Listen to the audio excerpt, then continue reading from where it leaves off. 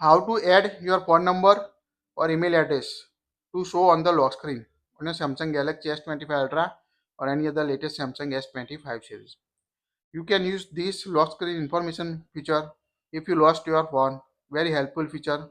So make sure add your mobile number or email address to contact you if you lost your device.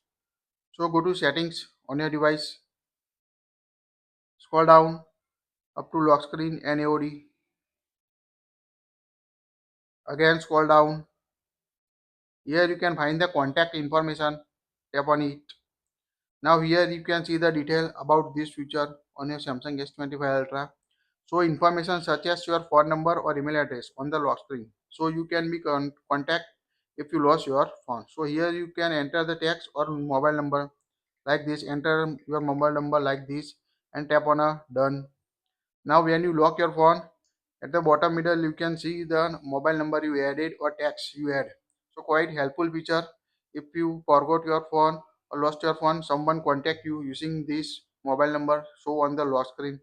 So make sure add your important email ID or phone number on the lock screen.